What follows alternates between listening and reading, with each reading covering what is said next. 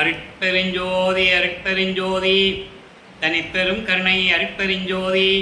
எல்லா உயிர்களும் இன்புற்று வாழ்க, வள்ளல் மலரடி வாழ்க வாழ்க, கொல்லா விரதம் குவளை எல்லாம் ஓங்குக, நல்லோர் நினைத்த நலம் பெறுக, நன்றி நினைத்த எல்லோரும் வாழ்க இசைந்து. உலக மக்களே, அறிவான அன்பர்களே, ஆண்மநேய ஒருமைப்பாடுடைய அன்பர்களே, வல்லப்பமான நமக்கு அருளிய திருவொட்பாவிலிருந்து அருட்பெருஞ்சோதி ஆண்டவருடைய திருவிளையாடல்களையும், அருட்பெருஞ்சோதி ஆண்டவர் தன் அருளால் ஒரு ஆண்மகனை பெற்றெடுத்து ஒரு தாயின் கருவறையிலே பூலோகத்திலே இருக்க செய்து இந்த பூலோகத்திற்கு எப்படி வருவிக்க உற்றார், வல்லப்பமானவர்கள் ஏன் வருவிக்க உற்றார், எதற்காக வருவிக்க உற்றார் என்ற நிலைகளை எல்லாம் பிள்ளை பெருமானவர்கள் அருளிய திருவொட்பாவிலிருந்து 1ஆம் திருமுறையிலிருந்து 6ஆம் திருமுறை வரைக்கும் இருக்கின்ற பாடல்களுடைய விளக்கங்களின் மூலமாக நாம் பார்த்து கொண்டிருக்கிறோம். அதோடு மட்டுமல்ல, நமது வள்ளற்பெருமானவர்கள் ஒவ்வொரு 8 ஆண்டுகளிலும், அதாவது இறைவனுடைய திருவிளையாடல் 1/1/1823ஆம் ஆண்டு தொடங்குகிறது. 30/1/1874 இரவு 12 மணி வரையிலும் திருவிளையாடல் நடக்குது. அப்போ இந்த 51 ஆண்டுகளை 8 ஆண்டுகளாக பிரிக்கிறார் அருட்பெருஞ்சோதி ஆண்டவர். ஒவ்வொரு 8 ஆண்டுகளிலும் தன் மகனுக்கு எப்படி அருளை கொடுக்கிறார் என்பதை தான் திருவொட்பாவிலிருந்தே நாம் பார்த்து கொண்டிருக்கிறோம். அந்த வகையிலே நமது பிள்ளை பெருமான் அவர்கள் இந்த பூலோகத்திற்கு ஒரு தாயின் வழியாக வருவிக்க உற்று, நமது வள்ளற்பமானவர்கள் வருவிக்க உற்ற இடம் சிதம்பரம் அருகிலே இருக்கின்ற மருதூர் என்ற கிராமத்திலே ராமையா பிள்ளை சின்னையம்மை அவர்களுடைய இல்லற வாழ்க்கையில் மகனாக, இறைவனுடைய மகனாக வருவிக்க உற்றார். அவர்களுக்கு ஏற்கனவே உலகியலிலே பிறந்த குழந்தைகள் 4 பேர் உண்டு. 2 ஆண் பிள்ளைகள், 2 பெண் பிள்ளைகள். 5ஆவதாக வருவிக்க உற்றவர் நமது பிள்ளை பெருமான் அவர்கள். அப்படி வருவிக்க உற்று அவருக்கு ராமலிங்கம் என்று பெயரிடுகிறார்கள்.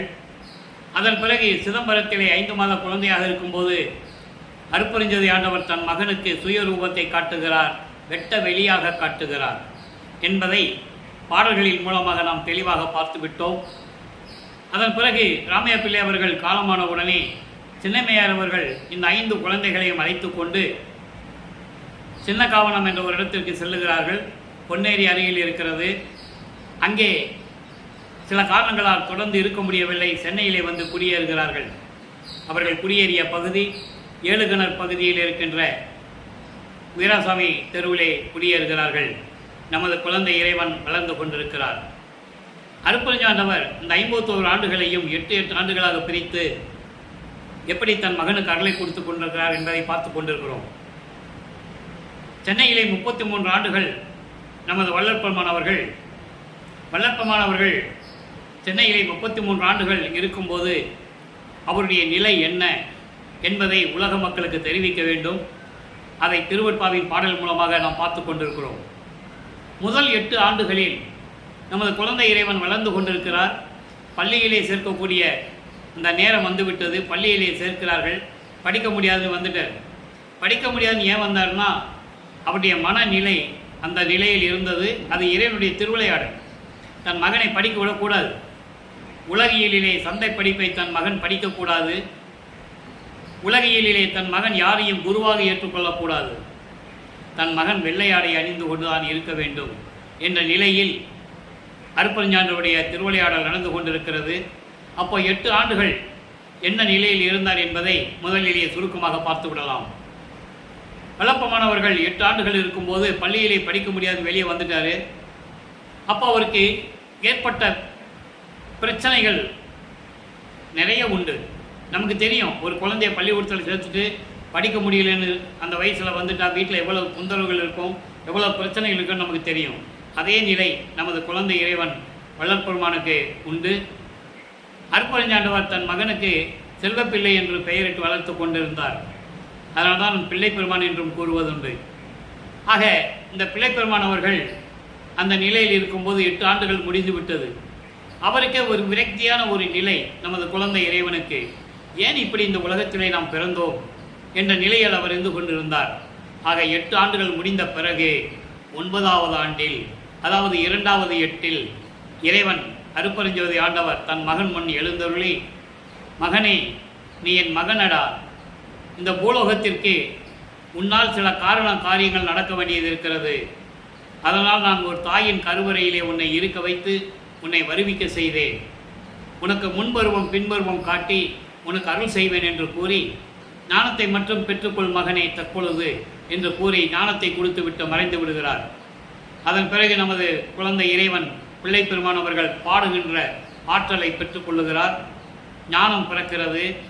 பாடல்களை பாடி சிவபெருமானை வழிபட்டு கொண்டிருக்கிறார். காரணம், இந்த பிரபஞ்சம் தோன்றிய காலத்திலிருந்தே 4 யுகங்களிலுமே, கிரேத யுகம், திரேத யுகம், துபார யுகம், கலியுகம், இந்த 4 யுகங்களிலுமே தோன்றிய சமயங்களும் மதங்களும் மார்க்கங்களும் அந்தந்த யுகங்கள் முடியும் போது, அந்தந்த யுகங்கள் அழியும் போது அதுவும் அழிந்துவிடும். ஆக 4 யுகங்களிலே தோன்றிய சமயங்களும் மதங்களும் மார்க்கங்களும் அழிந்து விட்டது. அப்போ இறைவன் அருட்பெருஞ்சோதி ஆண்டவர் என்று யாருமே மக்களுக்கு சொல்லலை. சைவ சமயத்தை சேர்ந்தவர்கள் எல்லாம் ஆதி சிவன் என்று கூறினார்கள், ஆதி சிவன் என்று கூறினார்கள். அதே போன்று நமது பிள்ளை பெருமானவர்கள் சைவ குலத்திலிருந்து வருவிக்க விட்டதனால் இவருக்கு ஒரு மறைப்பு நிலை இருக்கிறது. உண்மையான இறைவன் யார் என்று அவருக்கு தெரியாது. அருட்பெருஞ்சோதி ஆண்டவர் தான் இறைவன் தெரியாது. சுத்த சன்மார்க்கம் என்ற ஒரு மார்க்கம் இருக்கிறது அவருக்கு தெரியாது. ஆக சைவ சமயத்திலிருந்து வருவிக்க விட்டதனால் சிவபெருமானை வழிபட்டு கொண்டிருக்கிறார். நமச்சிவாயா, சிவாய நமா, ஓம் சிவாயா என்று மந்திரங்களை சொல்லி வழிபடுகிறார். 1ஆம் திருமுறை உருவாகிறது. 8 பதியங்கள், 712 பாடல்கள். ஆக இந்த பாடல்களை எல்லாம் தொகுத்து நாம் ஏற்கனவே அருட்பெருஞ்சோதி ஆண்டவருடைய திருவிளையாடல் என்ற பதிவிலே திருவருள் முறையீடும் வடிவுடை மாணிக்க மாலையும் நாம் தெளிவாக கூறிவிட்டோம். அடுத்து சிவனேசவென்பா என்ற பதியத்தில் இருந்த பாடலுடைய விளக்கங்களை நாம் பார்த்து கொண்டிருக்கிறோம். காரணம், எல்லாவற்றையும் ஒரே நாளிலே விளக்கி சொல்ல முடியாது. இறைவனுடைய என் தந்தை வல்லற்பெருமானுடைய அருளும் ஆசையும் பெற்றதனால் 5 வருடங்களாக திருவருட்பாவினுடைய பாடலுடைய விளக்கங்களை நான் யூடியூப் மூலியமாக மக்களுக்கு விளக்கி கொண்டிருக்கிறேன். அந்த வகையிலே இன்று நாம் பார்க்க வேண்டியது 1ஆம் திருமுறையிலே சிவனேசவென்பா 100 பாடல்களை கொண்டது. இதுவரை 89 பாடல்களை நாம் விளக்கங்களை பார்த்து விட்டோம். இப்போ வல்லற்பெருமானவர்கள் 9வது ஆண்டிலிருந்து 12 ஆண்டுகளுக்குள் இருந்து கொண்டிருக்கும் போது அவருடைய நிலை என்ன, எப்படி இருந்தார் என்பதை உலக மக்களுக்கு தெரிவிக்க வேண்டும். பாடலை நல்லா கவனிங்க. ஞானத்தை பெற்ற பிறகு அவர் சிவபெருமானை பற்றி பாடுகிறார். முத்தேவர் போற்றும் முதல் தேவா, முத்தேவர் போற்றும் முதல் தேவா, நின்னை என்று எத்தேவர் சற்றை எடுத்து உரை நீ, பித்தேன் செய் குற்றமெல்லாம் இங்கு ஓர் குணமாக கொண்டு என்னை அற்றமில்லாது ஆள்கின்றவர். இது பாடல். இந்த பாடலில் விளக்கம் பாருங்க.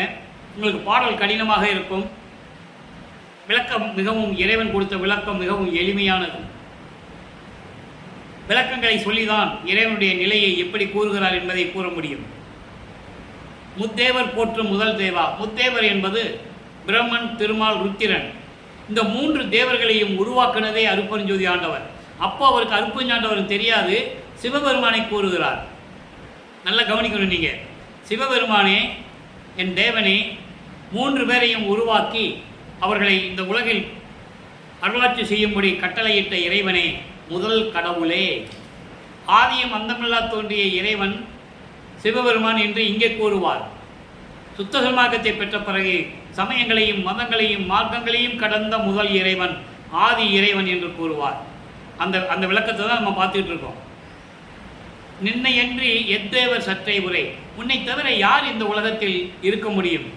எந்த தேவர்கள் இறைவன்? எல்லாமே பதத்தலைவர்கள். நீதானே எல்லாற்றுக்கும் இறைவன்.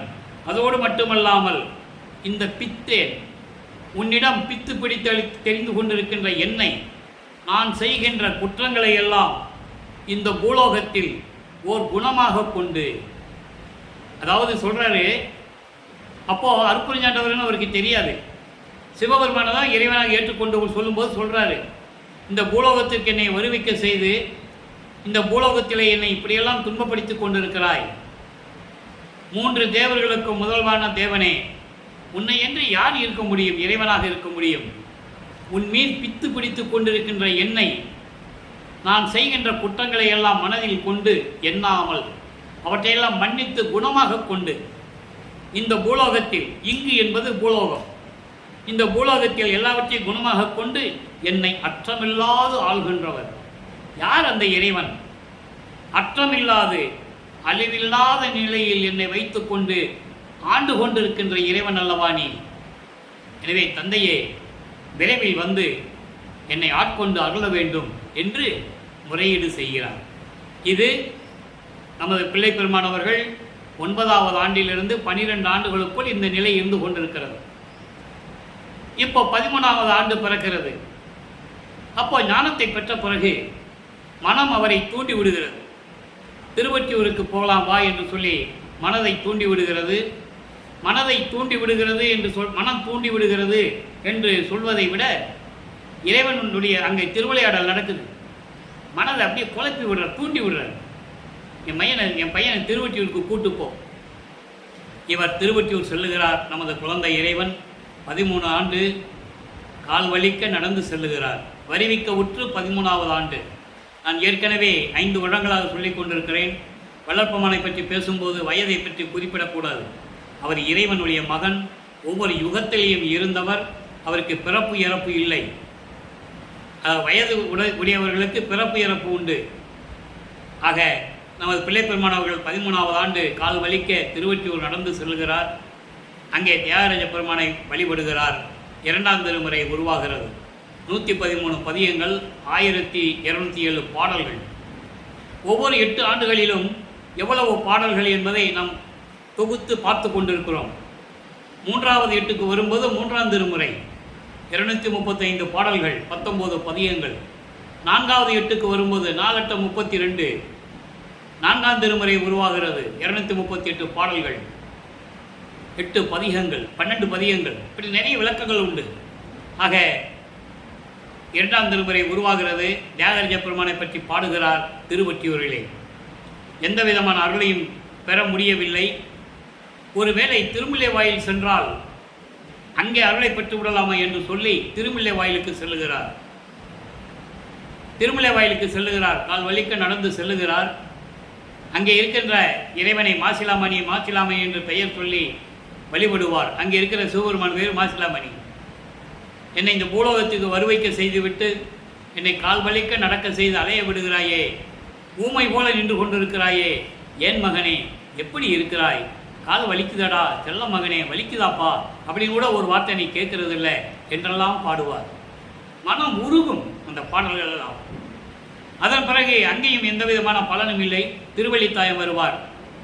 அங்கேயும் உருகி உருகி பாடுவார். எந்த விதமான பலனும் இல்லை. அங்கே தான் சொல்லுவார், என்னை பற்றி எனக்கு கவலை இல்லை, பெற்ற மகனை தெருவில் விட்டு விட்டானே என்று சொல்லி உன் மீது பழி வருமே, உன்னை இழிவாக பேசுவார்களே, இதெல்லாம் உனக்கு தேவையா, விரைவில் வந்து எனக்கு அருள வேண்டும் என்றெல்லாம் கூறுவார். எந்த விதமான பலனும் இல்லை. அதன் பிறகு நமது பிள்ளை பெருமான் அவர்கள் 2 இடத்திற்கும் வரமாட்டேன் என்று சொல்லிவிட்டு நிரந்தரமாக திருவொற்றியூருக்கு சென்று கொண்டிருக்கிறார். இப்போ நமது பிள்ளை பெருமான் அவர்கள் 16வது ஆண்டில் இருந்து கொண்டிருக்கிறார்.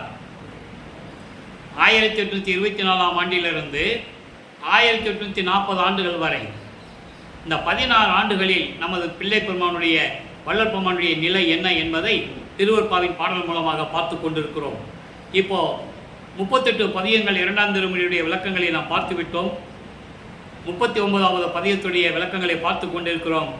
பற்றின் திறம் வியத்தல் என்ற பதிகத்திலே 7வது பாடல்.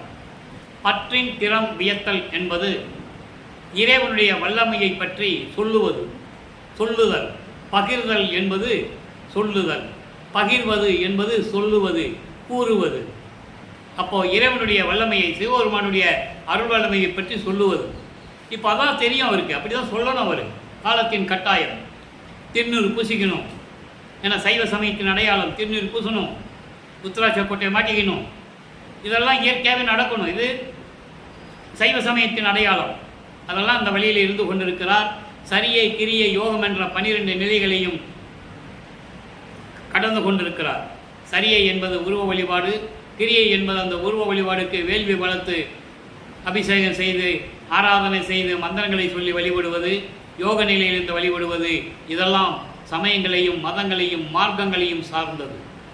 அப்போ அவர் அப்படி தான் இருக்கணும், அப்படி தான் இருந்து கொண்டு இருக்கிறார். இப்போ என்ன சொல்கிறாரு இந்த பாடலில் நல்லா கவனிக்கணும். ஏன்னா சுத்த சன்மார்க்கத்தை பெற்ற பிறகு இதே பதிகம் 39ல் 6ஆம் திருமுறையில் இருக்குது. அங்கே எப்படி சொல்கிறாரு அருட்பெருஞ்சோதி ஆண்டவரை பற்றி என்பது உங்களுக்கு புரியும், கவனிக்கணும். கஞ்சனை சிரம் கொய்த கரத்தனை, 3 கண்ணனை காத்த தஞ்சனை, ஒற்றை தலத்தனை, சைவ தலைவனை. நல்லா கவனிக்கணும். நான் தினமும் சொல்லுவதுண்டு, சிவபெருமான் சைவத்தின் தலைவன், பதத்தலைவன், சமயத்துக்கு தலைவன், அவ்வளவுதான். அந்த நிலையை சொல்றாரு. சைவ தலைவனை பாந்து நின்று ஏத்தா வஞ்சரை, கடைய மடையரை, காம மனத்தரை, சினத்தரை, வளைய நஞ்சரை, இழிந்த நரகரை கண்டால் நடுங்குவ மனமே. மனதிடம் சொல்லுகிறார். நம்ம ஏற்கனவே இதுவரை கண்களை அவங்களெல்லாம் பார்க்கக்கூடாது கண்களேன்னு சொல்லுவார். இப்போ மனதை வைத்து சொல்லி கொண்டிருக்கிறார். நல்லா கவனிக்கணும். எப்படிப்பட்ட இறைவனா, இறைவனுடைய திறமையை பற்றி சொல்கிறாரு, அருள் வல்லமையை பற்றி. கஞ்சனை சிரம் கொய்த கரத்தனை. கஞ்சன் என்பது கஞ்சமலரில் வீற்றிருக்கின்ற பிரம்மன். கஞ்சமலர் என்பது தாமரை மலர். தாமரை மலரிலே வீற்றிருக்கின்ற பிரம்மனுடைய ஒரு தலையை கிள்ளி எடுத்த இறைவனை 3 கண்ணனை, நெற்றிக்கண்ணோடு 3 கண்கள் உடைய இறைவனை, கண்ணனை காத்த தஞ்சனை. கண்ணன் யாரு? திருமால் 10 அவதாரத்தில் கண்ணன் ஒரு அவதாரம், கண்ணன் அவதாரம், அதான் கிருஷ்ணன் அவதாரம். அவனை காத்து கொண்டிருந்த கண்ணனுக்கு அடைக்கலம் கொடுத்த இறைவனை, கண்ணனுக்கு அடைக்கலம் கொடுத்த இறைவன். அதை சொல்லுவாரு மகாபாரத போறதுடைய இறுதியிலே எல்லாரும் இறந்துருவாங்க. தர்மனுக்கு உயிர் போகாது, இவனுக்கு உயிர் போகாது, கிருஷ்ணனுக்கு. அப்போ அவருடைய உயிரை எடுத்தது யாரு? அருட்பெருஞ்சோதி ஆண்டவர் என்பதை பின்னால் சொல்லுவார். இப்போ அதை இவர் ஞானம் பெற்றதனால் அந்த ஞானத்தில் சொல்லுகிறார். கண்ணனை காத்த தஞ்சனை, கண்ணனை காத்து கொண்டு கண்ணனுக்கு அடைக்கலம் கொடுத்த இறைவனை, திருவொற்றியூரில் இருக்கின்ற இறைவனை, சைவ தலைவனை தாழ்ந்து நின்று ஏத்தார்.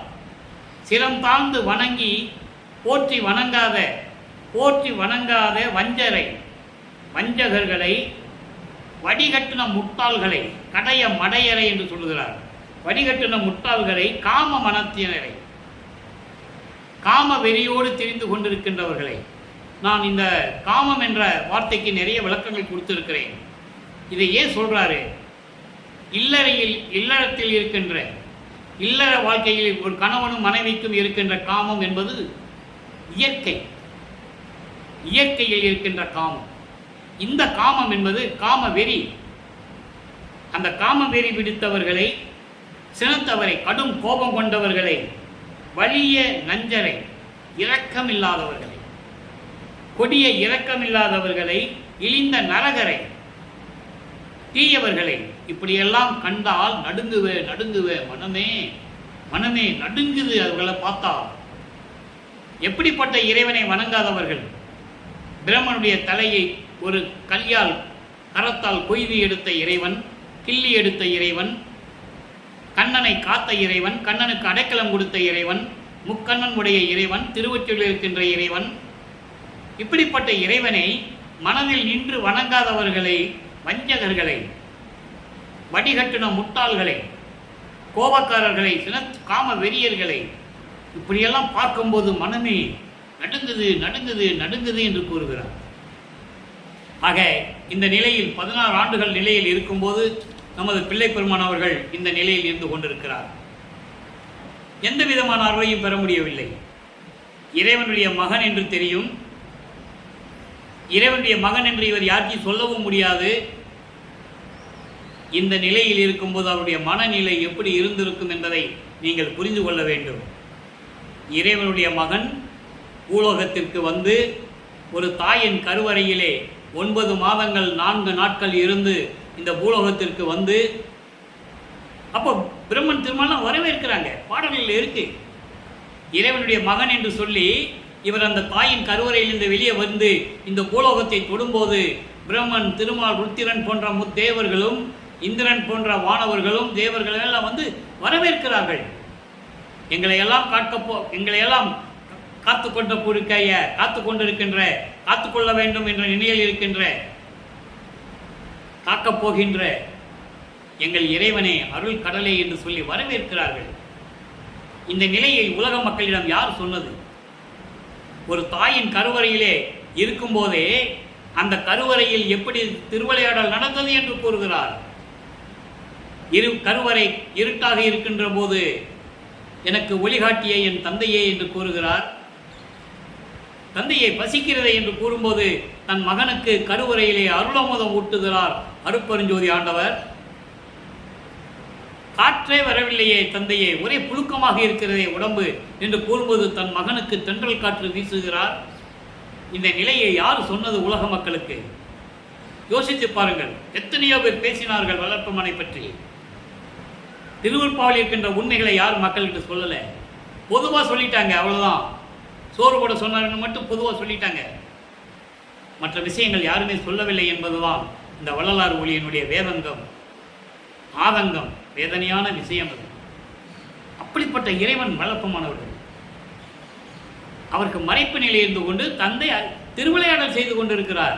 தன் மகனை சைவ நிலையில் இருக்க வைக்க வேண்டும், உலாவ விட வேண்டும், அதன் பிறகு சுத்த சன்மார்க்கத்தை கொடுக்க வேண்டும், உலக மக்களை எல்லாம் சுத்த சன்மார்க்கத்தில் இணைக்க வேண்டும் என்ற நிலையை அவர் திருவிளையாடல் மூலமாக செய்து கொண்டிருக்கிறார். ஆக 16 ஆண்டுகள் வரைக்கும் நமது பிள்ளை பெருமானவர்கள், நமது வள்ளற்பெருமானவருடைய நிலை இந்த நிலையில் இருந்து கொண்டிருக்கிறது. ஆனால் பார்க்குறவங்களுக்கு என்ன தெரியும்? அவருக்கு உலகில் வச்ச பேர் ராமலிங்கம். என்ன ராமலிங்கம் இப்படி இருக்கான்? வீட்லேயும் சொல்லபடி கேட்க மாட்டேன்றான், பள்ளிக்கூடத்துக்கும் சின்ன வயசில் போகலை, எப்போ பார்த்தாலும் திருவொற்றிலே கிடக்கிறான், சாமியார் மாதிரி இருக்கிறானே அப்படிலாம் பேசுவாங்கல்ல. இது இயற்கை. ஆனால் அவர் இறைவனுடைய மகன் என்று அவருக்கு தெரியும். அவர் வெளியே சொல்ல முடியாது. ஏதோ ஒரு காரணத்திற்காக நாம் இந்த பூலோகத்திற்கு வந்திருக்கிறோம், என்னன்னு நமக்கு தெரியலை. அந்த நிலையில் சிவபெருமானை வழிபட்டு கொண்டிருக்கிறார் 33 ஆண்டுகள் வரைக்கும். இப்போ நம்ம 2-8 ஆண்டுகள் வரைக்கும் தான் பார்த்துக்கிட்டு இருக்கோம். இன்னும் நிறைய விளக்கங்கள் நம்ம சொல்ல வேண்டியது இருக்குது. ஒவ்வொரு நாளும் நாம் சொல்லிக் கொண்டிருக்கலாம். ஆக இந்த நிலை 16 ஆண்டுகள் வரைக்கும் நமது பிள்ளை பெருமான் இந்த நிலையில் இருந்து கொண்டிருக்கிறார் என்பதை பார்த்து விட்டோம். இப்போது சுத்த சன்மார்க்கத்தை வாங்கின பிறகு ஏன்னா அதை சொல்லணும். அதை சொன்னாதான் வளர்ப்பமனுடைய நிலை மக்களுக்கு புரியும். சுத்த சன்மார்க்கத்தை வாங்கின பிறகு 6ஆம் திருமுறை உருவாகிறது. 150 பதிகங்கள், 2552 பாடல்கள். நம்ம அதை வரிசையாக பார்த்துக்கிட்டு இருக்கோம்.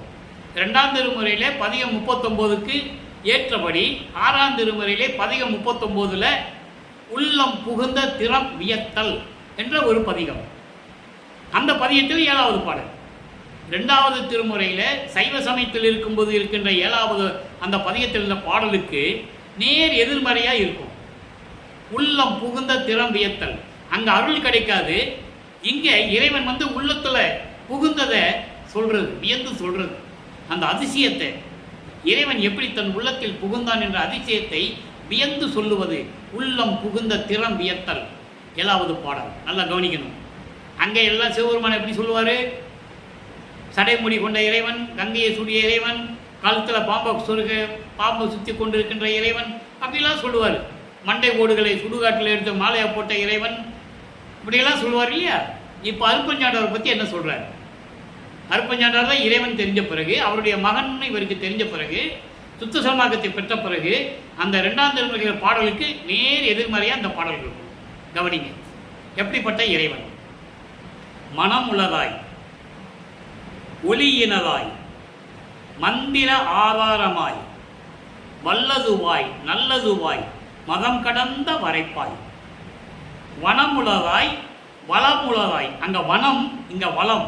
வளமுளதாய் வயங்கும் ஓர் வெளியிலே மணிமேடை அமர்ந்த திரு அடி மலர்கள் பெயர்த்து, பெயர்த்து அண்டர்லைன் நல்லா கவனிச்சுட்டே வரணும். பெயர்த்து முக்கியமான வார்த்தை, விளக்கம் வரும். பெயர்த்து எனமுல என்பால் அடைந்து என் எண்ணமெல்லாம் அளித்தாய் இங்கு, இங்கு இந்த பூலோகத்தில். அங்கே என்ன சொல்லுவார்? இந்த பூலோகத்தில் என்னை வரவழைச்சிட்டு நீ வாட்டு இருக்கிறேன்னு சொல்லுவார். இங்கே நான் பூலோகத்துக்கு வந்த பிறகு எனக்கு எப்படியெல்லாம் கிடைச்சதுன்னு சொல்லுவார். அதான் நீங்கள் புரிஞ்சுக்கணும்.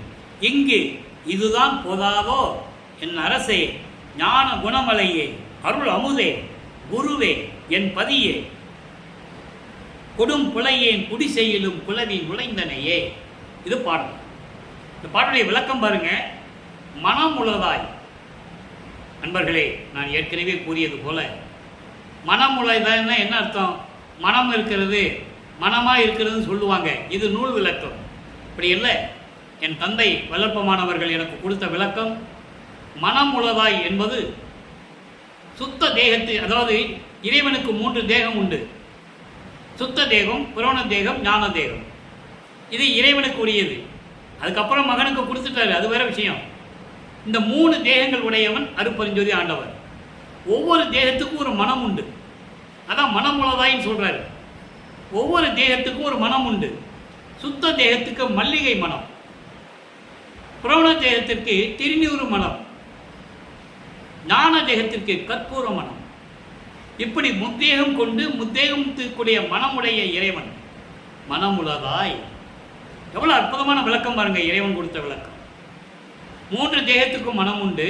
அந்த 3 தேகத்திலுடைய மனமுடைய 3 தேகங்களை கொண்ட இறைவனாகவும் ஒளியினதாய் அருட்பெருஞ்சோதி ஆண்டவராக, அருட்பெருஞ்சோதியாகவும் மந்திர ஆதாரமாய் மூலக்கடவுளாகவும். மந்திரம் என்பது மூலம், மூலக்கடவுள், மூல காரணமாக இருந்தவர். அப்படிப்பட்ட இறைவனாகவும் வல்லமை படைத்த இறைவனாகவும் நல்லவனாகவும் மதம் கடந்த வரைப்பாய். மதம் என்பது இங்கே ஆணவம். ஆணவம் அகங்காரம், ஆணவம் கண்மம் மாயை மாமாயை திரோதை. இந்த 5 மாதங்கள், அந்த 5 மலங்களை கடந்த, அதான் மதம் கடந்த என்று சொல்கிறார். மதம் என்பது ஆணவம். இப்படி மலங்களை கடந்த இறைவனாகவும், அப்படி இறைவனாகவும் இருக்கின்ற இறைவன், அருள் தன்மையோடு இருக்கின்ற இறைவன், அருள் செல்வத்தோடு விளந்து கொண்டிருக்கின்ற ஒரு வெளியிலே.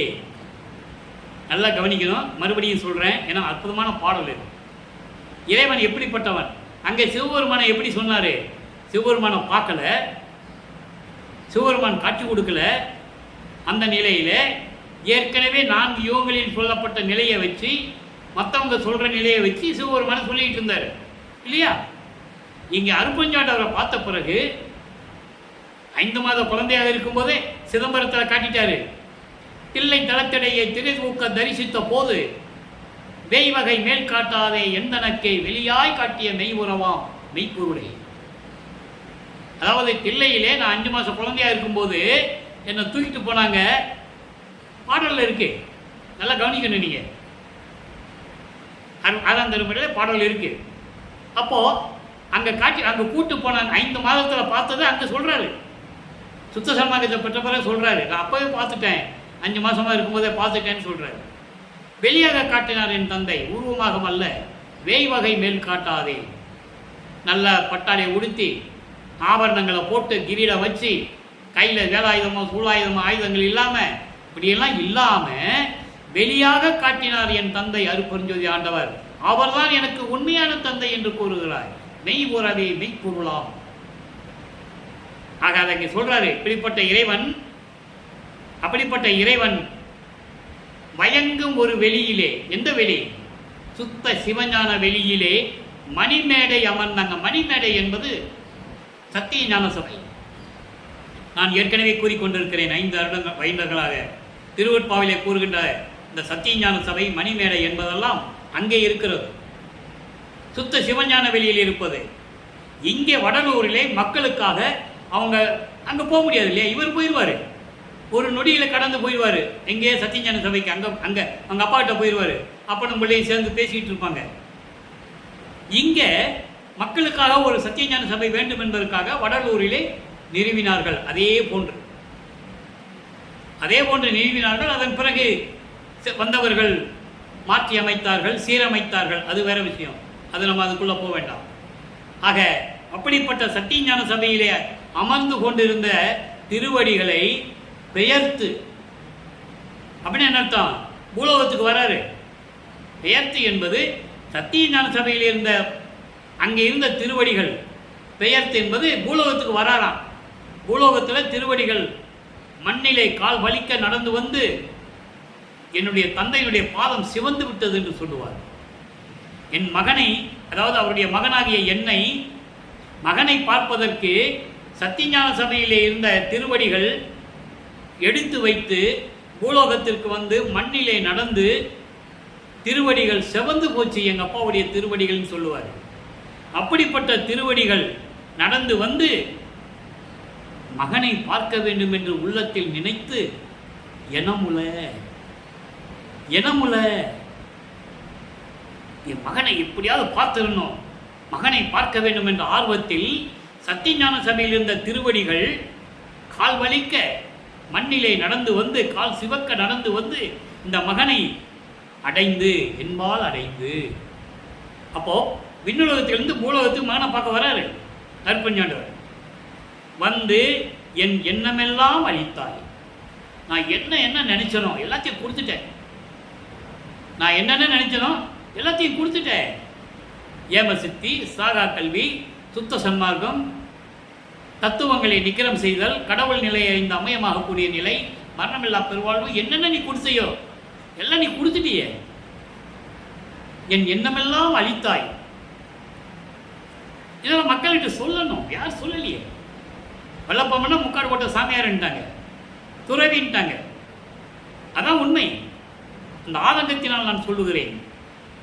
எப்படிப்பட்ட இறைவனுடைய மகனை, 5 தொழில் செய்து கொண்டிருக்கின்ற ஒரு இறைவனை, பிரபஞ்சத்தை இயக்கிக் கொண்டிருக்கின்ற இறைவனை, இதெல்லாம் கதை அல்ல, கற்பனை அல்ல, பாடல்ல இருக்கு.